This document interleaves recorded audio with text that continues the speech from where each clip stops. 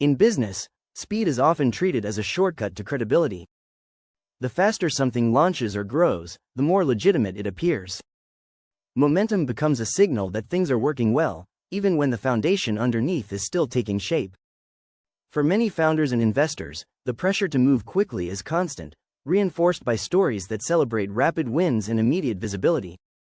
What often gets lost in that rush is the chance to understand what's really happening.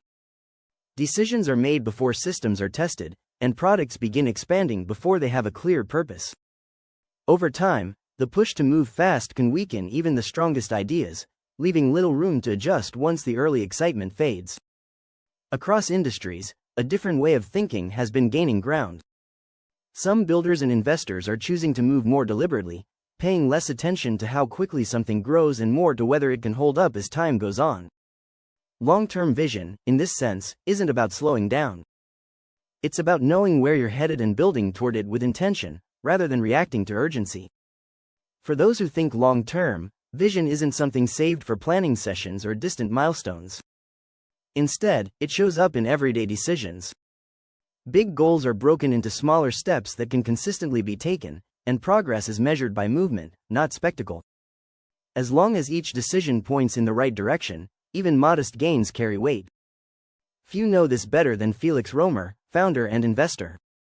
He takes a hands-on approach with the businesses he backs, spending time inside operations rather than focusing only on surface-level growth metrics.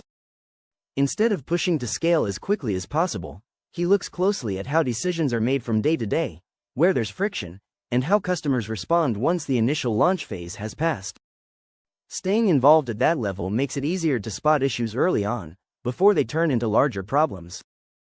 It also helps separate short-term momentum from sustainable progress.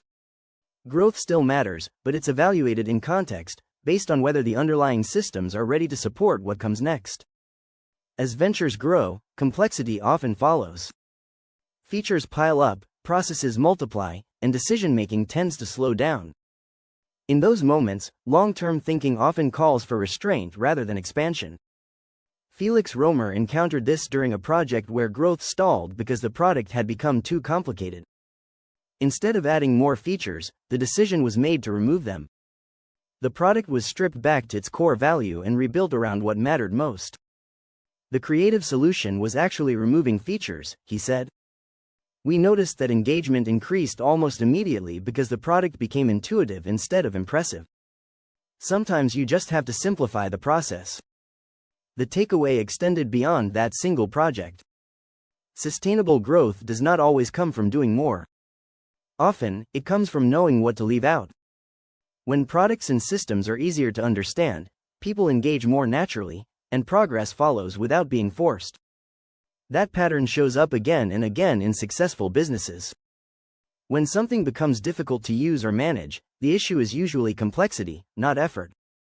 Keeping things simple makes it easier to see what's working, spot potential issues, and make decisions without unnecessary friction. It also helps prevent the larger issues that often come from growing too fast without fully understanding the fundamentals. In fast-moving industries, relationships are often treated much like growth metrics. People connect when things are going well and opportunities are clear, but it's not uncommon for those connections to disappear once things start getting difficult. Long-term builders tend to approach relationships differently. Instead of treating networking like something to plan out, they tend to work with people they trust and look up to.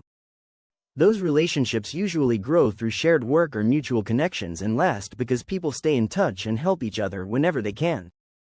Felix Römer, founder, serial entrepreneur, and investor, knows this better than most.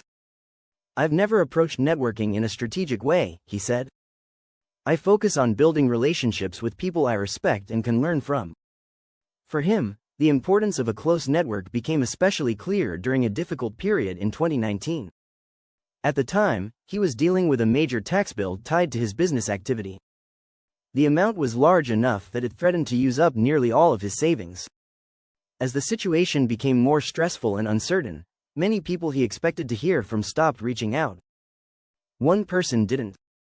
A business friend named Nick stayed closely involved, continuing to offer advice, encouragement, and practical guidance while Römer worked through the situation.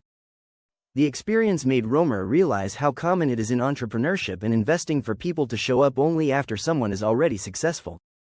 Far fewer are willing to stay close when someone is still struggling to make things work.